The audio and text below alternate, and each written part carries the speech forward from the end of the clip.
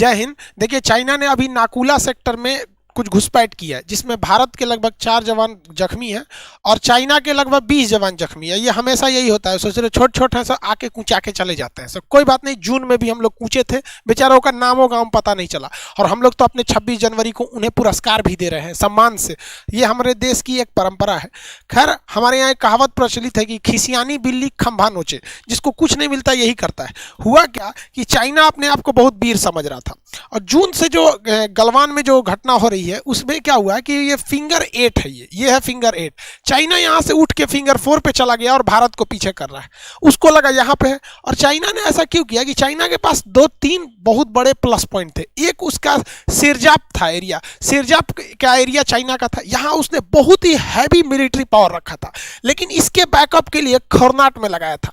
ये उसका पहाड़ी है खुरनाट, खुरनाट की पहाड़ी से ये पूरा एरिया दिखता है और यहाँ सिरजाप की पहाड़ी से ये पूरा एरिया दिखता है। इसलिए चाइना को पता था कि भैया ये फिंगर 1 से लेकर ये पहाड़ी जो है ना, पहाड़ी को फिंगर बोलते हैं क्योंकि छोटी छोटी पहाड़ी है। फिंगर 1 से लेकर फिंगर 8 तक में भारत अगर यहाँ 8 पर आता भी है तो हम खुरनाट से अटैक कर सकते हैं, सिरजाप से भी कर सकते हैं। तो भाई भारत वाला भी 1962 तो अब है नहीं। भारत ने कहा ठीक है भैया, तुम उधर चढ़ दिए, भारत यहाँ से चढ़ दिया ब्लैक टॉप पर। अब ये ब्लैक टॉप पे चढ़ गया, इस ब्लैक टॉप पे पूरे एरिया पे नजर रखा जा सकता है। इस ब्लैक टॉप से ऊंचा इस एरिया में कोई पर्वत नहीं है और चाइना को मजबूरी में इसी साल जनवरी में लगभग 15 जनवरी के पास से यहाँ से अपने 5000 सैनिकों को वापस बुलाना पड़ा। हालांकि चाइना ने यहाँ बहुत सारे झूठ भी बोले थे कि हमने डायरेक्ट एनर्जी वेपन मारा है। अरे चोट्टा मारा है तो ये लोग एक को मारा कहीं नहीं, यहाँ से क्या हुआ, यहाँ से किसी को तो खजवटो नहीं हुआ, तुम पता नहीं कौन सा मारा था हथियार। हालांकि वो झूठ बोल रहा है। अब उसको चाहिए कि भैया हम कहीं और घुस सके यहाँ पर, तो वो सोचता है कि भैया यहाँ पे तो हम इस लद्दाख के एरिया में तो सक्सेस नहीं हो पा रहे हैं। अब वो चाहता है कि वो सिक्किम के एरिया से स्टार्टिंग करे, यहाँ पर नाकुला के पास स्टार्ट करे। इसलिए वो सिक्किम में आया, यहाँ भी थुराया, उसके लगभग 5 गुना, हमसे ज़्यादा 5 गुना जवान उसके जख्मी हो गए सब वहाँ पर। अब हॉस्पिटल में गए होंगे सब, वहाँ अपना समझे सब यहाँ पर। अब ये नाकुला सेक्टर चाइना क्यों करना चाहता है? क्योंकि वो भारत का ध्यान भटकाना चाहता है कि भारत अब इधर भी ध्यान दे। भारत सरकार को भैया यहाँ स्टैंड जो है यहाँ पे भी भेजना चाहिए और यहाँ और बढ़ा देना चाहिए सेना। लो ससुरा, तुम यहाँ पे बात नहीं मान रहे हो तो देखिए है क्या कि वहां नाकुला एक दर्रा है। दर्रा किसे कहा जाता है? देखिए, चाइनीज भाषा में दर्रा को ला कहा जाता है, जैसे जोजीला, नाथुला, बोमडीला, लास्ट में ला लगा होता है। दर्रा, दर्रा यानी इंग्लिश में पास, 2 पहाड़ों के बीच के पतला रास्ता को हम दर्रा कहते हैं। ये पतला रास्ता होता है, इसमें बड़ा मुश्किल से गाड़ी वगैरह जा सकती है, लेकिन बहुत चौड़ा नहीं होता है, इसे हम लोग क्या कहते हैं? दर्रा। लेकिन अगर यही रास्ता बहुत 2 पहाड़ों के बीच में जगह बहुत ज़्यादा हो जाती है तो इसे हम लोग घाटी कहते हैं, इंग्लिश में वैली कहते हैं। हालांकि आपको ज्योग्राफी में क्वेश्चन आएगा कि ये यू शेप की जो वैली कहाँ देखने को मिलती है, जहाँ बर्फ रहता है, और जहाँ नदी रहती है वहाँ वी शेप की वैली देखने को मिलती है, मतलब बहुत ही गहरी खाई की होती है। ये वैली में शहर भी बसाए जा सकते हैं, बहुत सुंदर लोग घूमने के लिए जाते हैं वैली में। आपसे क्वेश्चन भी पूछता है एग्जाम में, स्वात घाटी कहाँ है, यानी स्वात वैली कहाँ है, तो ये पाकिस्तान में है, वहाँ पे कुल्लू घाटी तो हिमाचल प्रदेश में। क्वेश्चन ध्यान रखिएगा, ये धौलाधार और पीर पंजाल पर्वतों के बीच में है कुल्लू घाटी। चुम्बी घाटी ये सिक्किम में है, वहाँ पे भूटान और सिक्किम के बीच में है। वहाँ पे शांत घाटी जिसे साइलेंट वैली कहते हैं केरल में है। रिफ्ट वैली यानी भ्रंश घाटी, ये पहाड़ों की एक कैटेगरी होती है जिसका ढाल उल्टा होता है, जिसे नर्मदा घाटी बहती है, तो ये घाटी होता है। खैर, टॉपिक पे आते हैं हम लोग, अपने जो मेन टॉपिक है। देखिए, चाइना जो है वो इस बात से बहुत चिढ़ा रहता है कि सिक्किम भारत का कैसे हो गया। एक्चुअली सिक्किम भारत का था नहीं। हम लोगों ने 36वां संविधान संशोधन करके 16 मई 1975 को सिक्किम को भारत में मिला लिए और सिक्किम भारत का 22वां राज्य बन गया। तब से लेके सिक्किम के लोग को हमसे कोई ऐतराज नहीं है और हमसे भी किसी को सिक्किम वाले से ऐतराज नहीं है। और देखिए हम लोग में कितना प्रेम है कि शायद मेरे वीडियो के बाद आप लोग को एहसास होगा, बहुत से लोग आप में हैं, कि सिक्किम हम लोग का था नहीं, 16 मई 1975 को ये हमारा अंग बना। और आप 1975 के पहले का मैप देखिएगा, खुद भारत सरकार का देखिएगा, उसमें सिक्किम एक स्वतंत्र देश था। इसलिए वो सिक्किम को क्या कहता है, वो ये देखता है कि भैया ये भारत वाले के अंदर इतना प्रेम कैसे कि किसी देश को मिला लिया, उन लोगों ने कुछ नहीं किया। और वो लोग हमसे समझौता से मिले थे, इसलिए वो यहाँ के दरों को डिस्टर्ब करना चाहता है, जिस वजह से हमेशा वो कुछ ना कुछ कांड करते रहता है। अब ये एरिया क्यों वो चुनता है, रीजन क्या, ये मानसरोवर है। हमारे यहाँ कैलाश मानसरोवर की यात्रा बहुत प्रसिद्ध है, तो यहाँ से जाने में थोड़ा दिक्कत होता है, तो ये नाथुला दर्रा को लेके जाता है। तो यहाँ पे दो दर्रा है, एक नाथुला है, एक जयलेपला है, एक नाकुला है। तो अभी जो विवाद चल रहा है वो नाकुला के पास चल रहा है, वहाँ पिटाए हैं सब वहाँ के 20 गो सैनिक नाकुला के पास है। हालांकि कैलाश मानसरोवर की यात्रा नाथुला के पास से जाया जाता है। देखिए चाइनीज वालों की एक सबसे बड़ी कमजोरी है जो हम आपको बताते हैं, चाइना वाला पिटाता है तो 50 साल तक उसके अंदर डर रहता है। 1967 में नाथुला जो जगह है ये सिक्किम के पास है, नाथुला, यहाँ चाइनीज सब बड़ी उड़ रहा था सब, तो भारतीय सैनिक सब के पास 1962 का बदला लेना था। चाइनीजों को लगा कि फिर यहाँ पे चढ़ जाएंगे यहाँ पर, तो भारत और चाइनीज के बीच में लड़ाई हुआ, और इस लड़ाई में हमारे 88 लगभग 88 जवान शहीद हो गए और 163 जवान घायल हुए थे। जबकि वही चाइना की बात करेंगे ना तो 340 को मारा गया, सब छोटका छोटका नारियल छुहारा हुआ, और 450 सब वहाँ पे घायल हुआ सब। और इसका डर ये है कि अगले 50 साल तक चाइना ने एगो चूंचा नहीं किया है। ये हमारी बात मत देखिए, ये बिलीव हम आपको बताते हैं। 1967 में जब ये लड़ाई हुआ था, इसके 50 साल बाद चाइना फिर उठा 2017 में डोकालाम पर।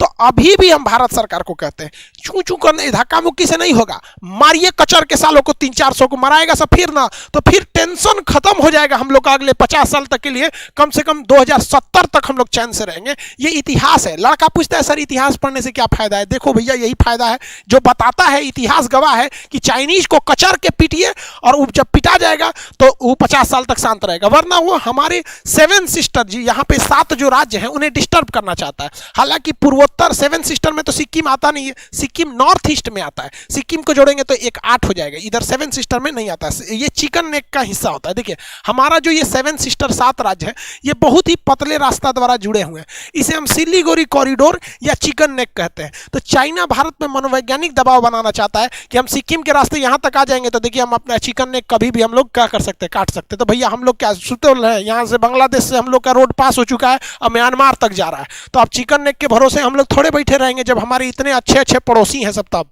सिक्किम बॉर्डर पे बहुत ही भीषण बर्फबारी होती है। कुछ दिन पहले एगो चाइनीज चाचा घुस गया था उसमें, हमारी फौज इंसानियत दिखाते हुए इन चाइनीज को क्या कर दी, वापस कर दी। अब पता चलता है कि ये चट्टे जानबूझ के घुसे थे सब। हम तो भारतीय सेना को भी कहते हैं कि हाँ भैया आप एक काम कीजिए, जब भी कोई चाइनीज नारियल छुआड़ा गरी सब शकल वाला दिखाई दे सब, तो आप बोलिए ही नहीं कि कोई चाइनीज पकड़ा गया है, उन सबको सिंपल तरीका आप ध के बर्फ में गाड़ दीजिए साला का, 2-3 दिन बाद निकालिए, कहिए कि एक चाइनीज छुआड़ा आया था दब के मर गया, हम क्या करें, बर्फ हमारी घरे थोड़े पड़ता है यही, नहीं तो आप पकड़ लेंगे। हम लोग लोकतंत्र वाले हैं, हम लोग में भी एक ये है कि हम लोग कानून के हिसाब से ही कोई काम करते हैं, लेकिन ये जवाब जरूरी है वरना उन लोग का सारा रास्ता भटकना भुला जाएगा।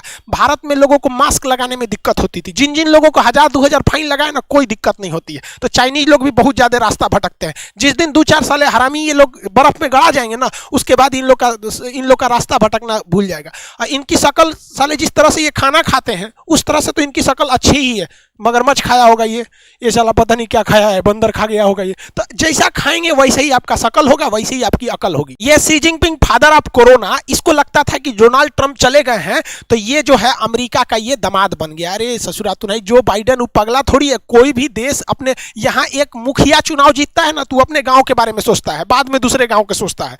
तो भैया देश के राष्ट्रपति हैं लोग, हम लोग पहले अपने बारे में, कोई भी अपने बारे में सोचेगा। तो ये बहुत उड़ रहा था। ये क्या किया, इसका पड़ोसी देश है ताइवान, देखिए ताइवान को ही कहता है कि हमरा है, ताइवान को क्या कहता है, हमरा है। हालांकि ताइवान और इसका एक वीडियो हम बनाए हुए हैं, डिस्क्रिप्शन में उसका लिंक दे देंगे, आखिर जड़ की कहानी क्या है। लेकिन यहाँ देखिए, तो उसको लगा डोनाल्ड ट्रंप चले गए, जो बाइडेन कुछ करेगा नहीं, तो ये अपना एक टोही विमान यहाँ भेज दिया, इसके आसपास से में उड़ाने लगा, इसी के अगल बगल में उड़ाने लगा। उसको लगा कि ताइवान डर जाएगा। ताइवान जो है इसका अमेरिका से बहुत अच्छा संबंध है।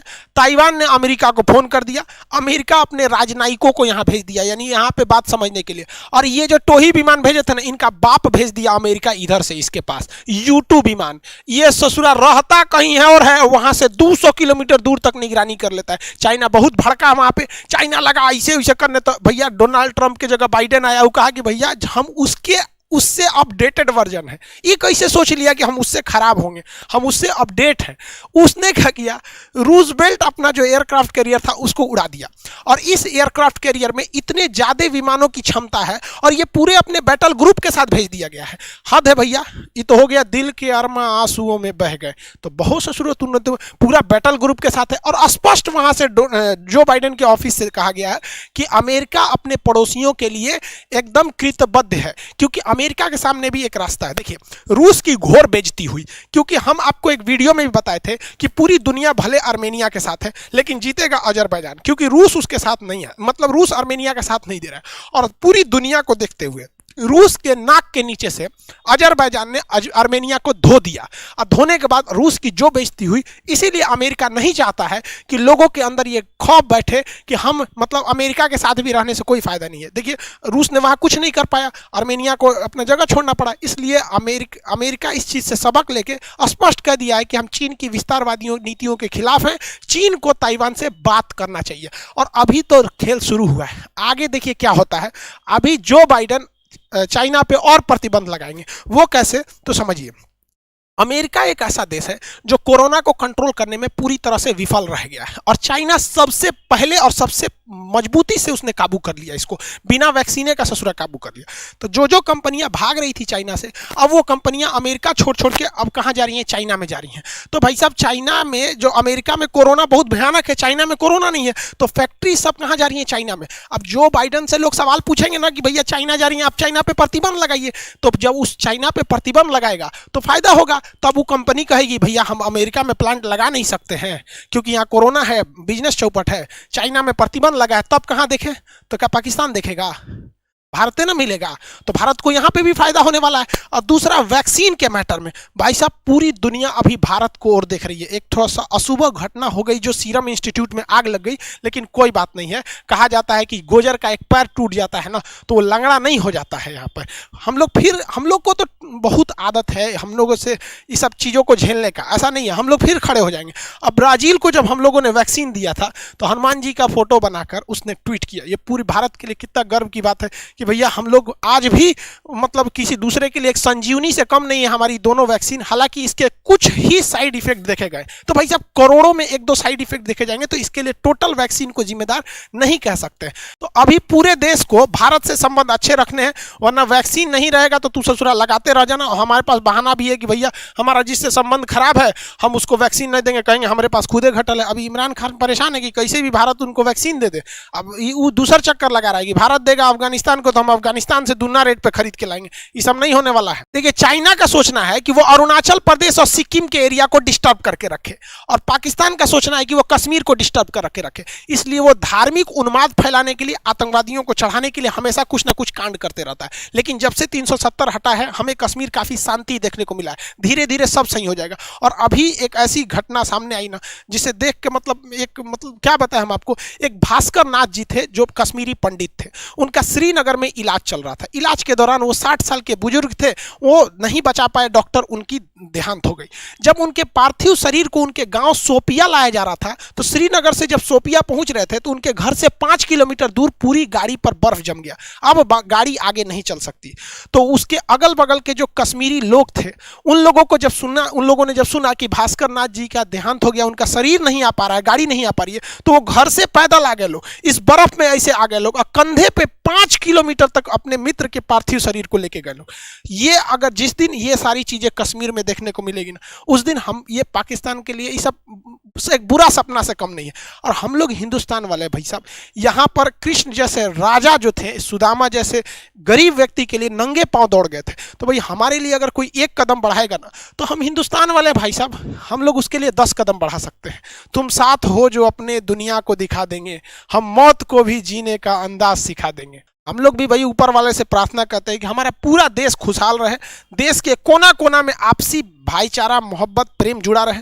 जो कश्मीरियों को वहाँ से लौटा दिया गया था, कश्मीरी पंडितों को वहाँ से भगा दिया गया था, उम्मीद करते हैं कि बहुत जल्दी वो अपने घर को लौट जाए। देखिए, घर किसी का अच्छा और खराब नहीं होता है, घर घर होता है, जो जहाँ है उसको वहीं अच्छा लगता है।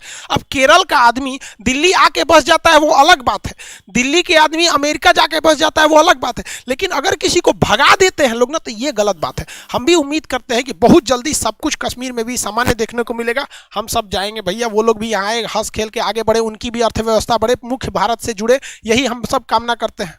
इस गणतंत्र दिवस की आप सब देशवासियों को ढेर सारी शुभकामनाएं, और एक सैल्यूट हमारे उन भारत के वीर जवानों के लिए कि जिनकी बदौलत जो थार के रेगिस्तान में गर्मी झेल रहे थे, या कश्मीर के कड़ाके की ठंड, या पूर्वोत्तर के उन जंगलों को झेल रहे थे, उनके अदम्य साहस के बदौलत हमें एक नए साल देखने को मिलता है। 2020 हम लोगों के लिए कोरोना की वजह से थोड़ा सा डिस्टर्ब रहा, 2021 में हम एक नई शुरुआत करेंगे। और जो पटना ऑफलाइन का क्लास भी खुल गया है, जो लड़के ऑफलाइन के हैं वो कल 26 जनवरी के 9 बजे से वो आ सकते हैं आप लोग क्लास में। जो एप्लीकेशन पे पढ़ने वाले स्टूडेंट हैं, आप लोग को जलेबी कैसे खिलाए भैया, आप लोग के लिए एक जलेबी का PDF बना के एप्लीकेशन पे डाल दिए, आप उसे डाउनलोड कर सकते हैं। बाकी जलेबी खाने का व्यवस्था यहाँ ऑफलाइन जो पटना में पढ़ने वाले लड़के उनके लिए व्यवस्था है, बाकी ऑनलाइन वालों को हम कैसे देंगे, हम PDF डाल देंगे। खैर, मिलेंगे हम अगले क्लास में। जय हिंद।